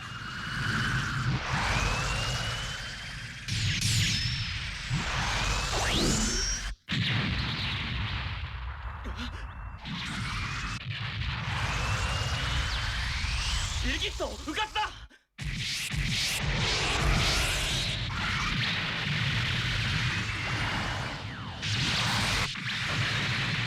人間だけを殺す機械かよ。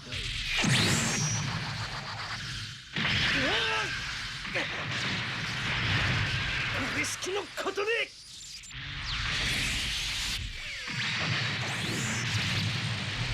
もっと動け。こいつだこいつ。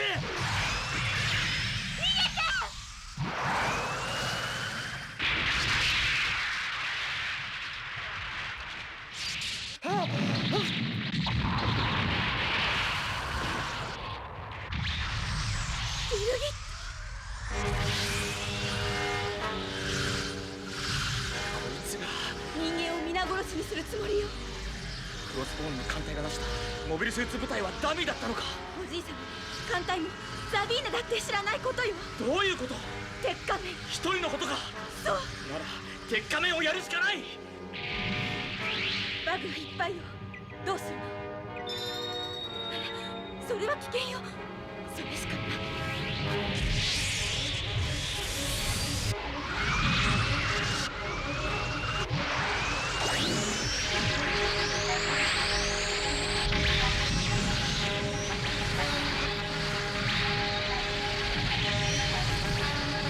後ろか。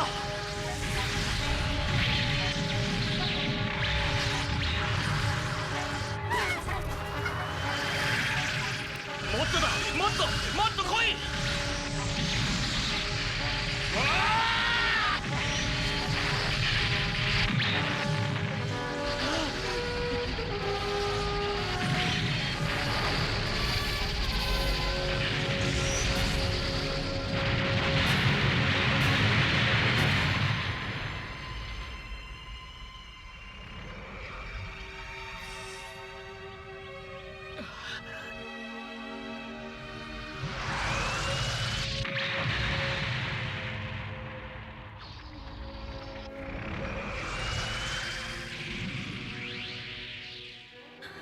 どう見てもザムスガルの戦士部分だ。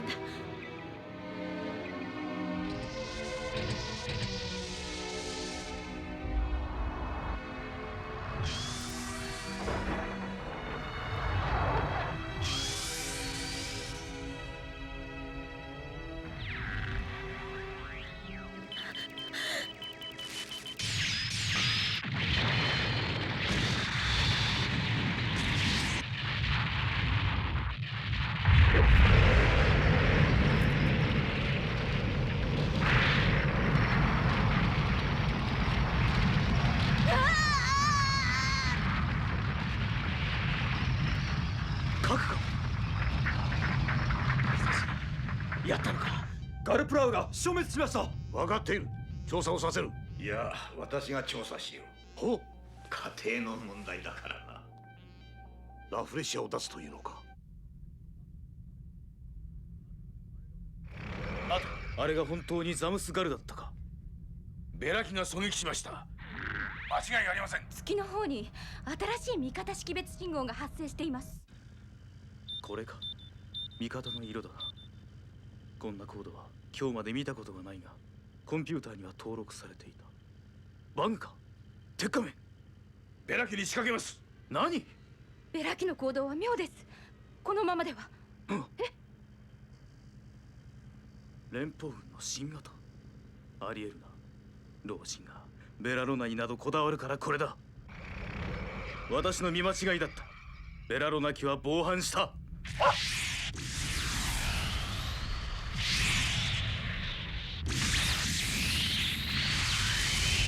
モビルスーツ1機といえども逃すなよ。各員それぞれに手柄を立てよ。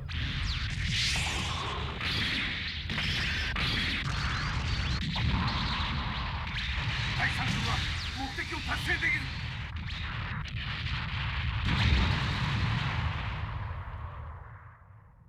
前方に連邦軍の月からの援軍を捕捉しました。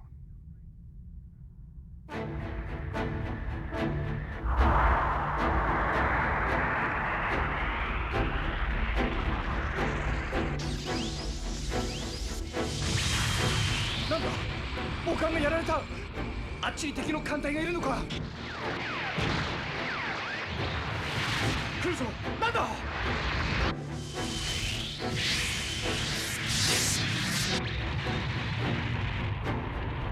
一人ではないのか。ベラ。仮面をつけなければ何もできない男性、それが世直しを言うなんて。あんなことを計画した敵は怖いぞ。え、敵よ。月からの援軍は全滅したらしい。痛み分けだって思いたいけど、だからあの人を叩かなければならないのでしょ。そうだけど、あの光は僕には宇宙を乱すもののけに感じられる。間違いなく F91 とビギナだったんだな。スペースアークの望遠鏡で確認している。お兄ちゃん、まだ戦っているの？我々の逃げ道も確保するつもりなんだよ。右上の戦闘の火はまだ見えるな。はい。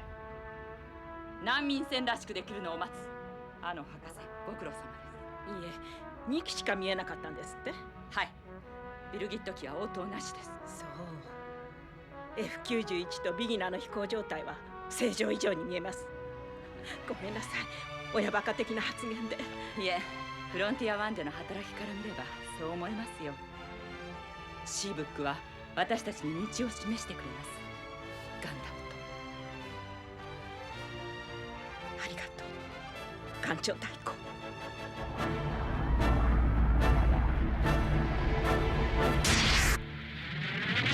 来た。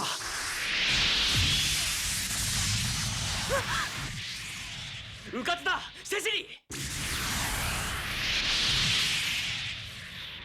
あれもバグ？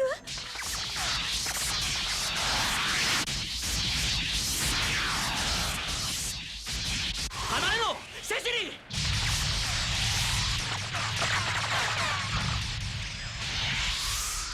セシリー、コロニーの残骸を盾にするんだ。セシリー、下がれ。でもあれは僕に任せりゃいい。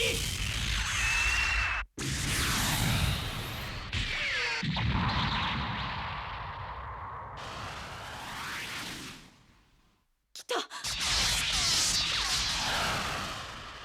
血縁は自分の手で断ち切る。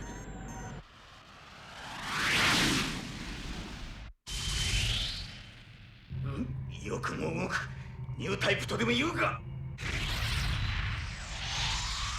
あそこがコックピット。やは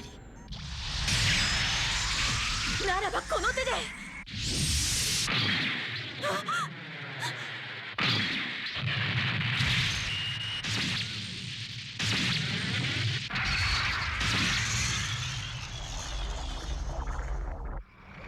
ジレ、あれがこの船から出たのは観測している。あれは何だ？ラフレシアだな。私は感知しているものではない。何？これが鉄仮面のやり方か？私は感知していないと言っている。セシリー！私の一存では決めかねるな。しかし鉄仮面の直属でなければ思うように働けないというのでは話が違う。ザビーネ！ラフレシアの件、私も知らなければマイッツァーも知らないことだった。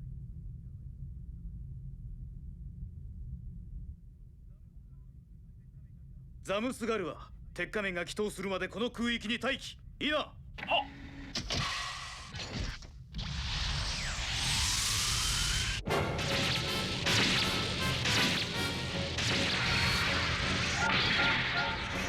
入りすぎだ。人が作ったものなら。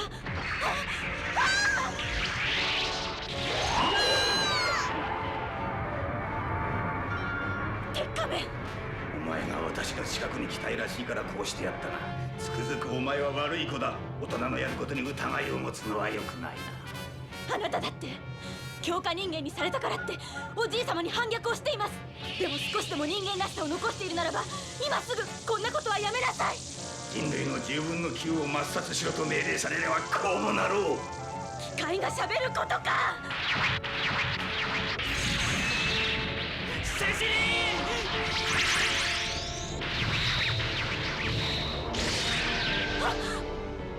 私は機械ではない。任務遂行のために英語を強化したものだ。脱出ポットも動かないの。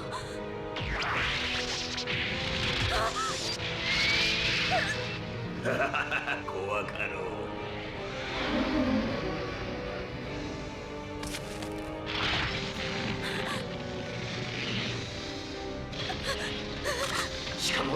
コントロールできる。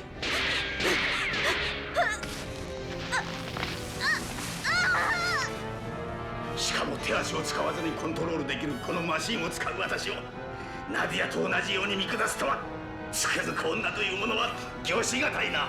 そうさせたのは仮面を外せないあなたでしょう。まだ言うか。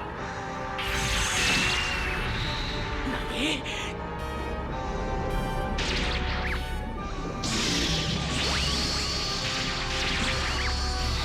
何機いるのだ敵は。セシリ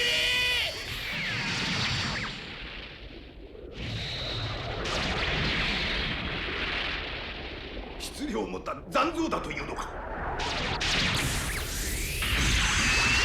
まるか。残像に攻撃をかけているのか。何？あれを使えているのか、セシリー。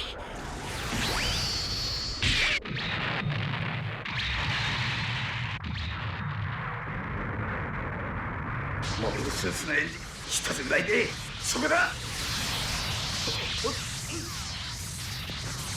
どこか。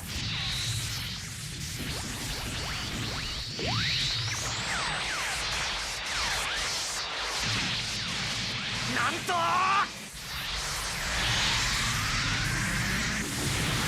化け物か。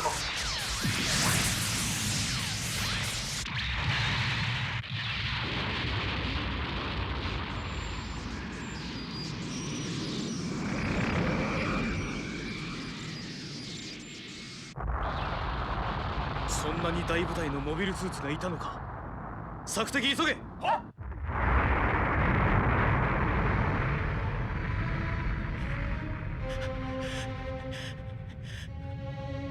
セシリー、セシリー、どこに行っちまったんだよ。どこだ、どこだよ、セシリー。こんなこっちゃ何やったって意味ないじゃないか。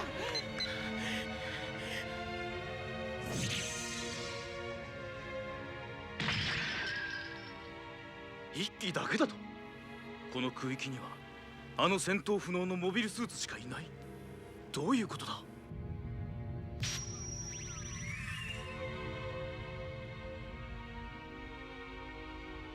セシリー、発光信号ぐらい見せろ。どこなんだ。おい、セシリ、ベラロナを探しているのか。それでラフレシアを倒せたか。ご苦労だったな。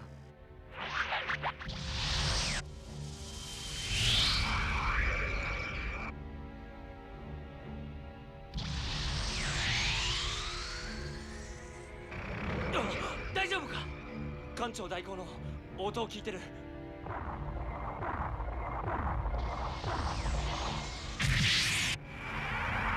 あの船に200人の難民を確認しました。よし、引き上げるぞ。しかし練習艦とはいえ軍艦です。我々もバグやラフレシアになるつもりか。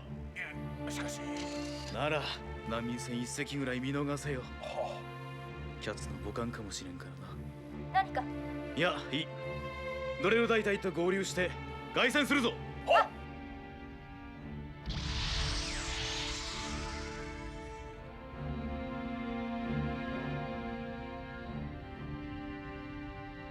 モビルスーツの編隊よ。月からの連邦軍の援軍を叩いた連中だぜ。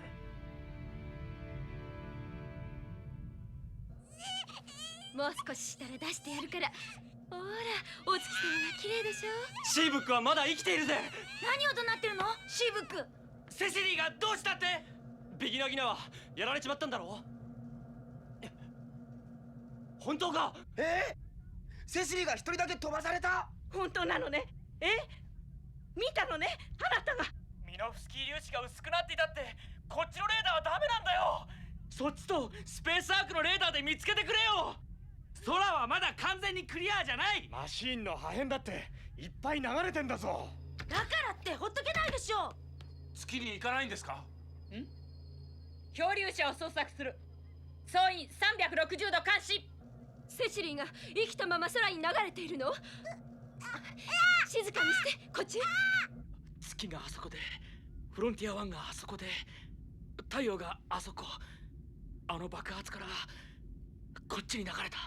シーブック探せるわよ。お母ちゃん、サイコミとレーダーの座標を重ねることはできるはずよ。母さん、どういうこと？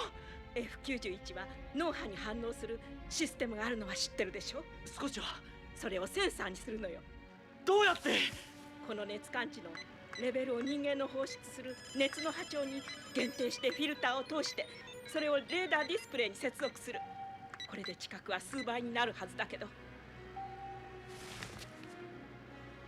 でもあなたの感性次第ね。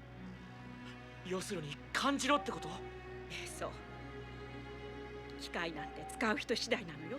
さあ、どうなの？カメラだって半分以上死んでいるんだ。目の前の景色にとらわれていたら何も見えない、何も感じられないわ。でもダメだ、何も感じられないよ。甘ったれないで、心を静かにして気持ちを統一するの。意識は空にして空に漂っている命の鼓動だけに感覚を開くのよ。あなただけを求めている命が呼んでいるでしょ。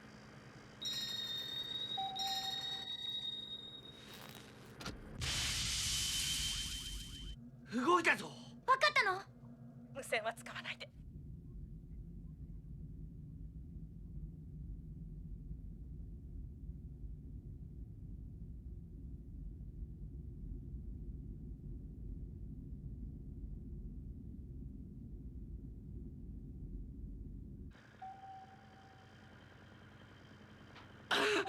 シーブック、あなた以外誰があの子のことを思ってあげられるの？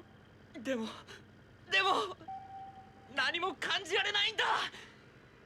だったら引き寄せなさい。それができるのも人の命の力なのよ。引き寄せるったって。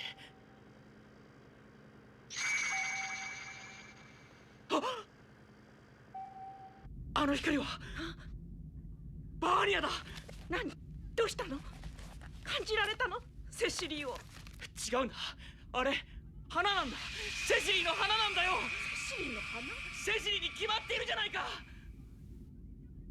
バーニャ一つじゃ無茶よ。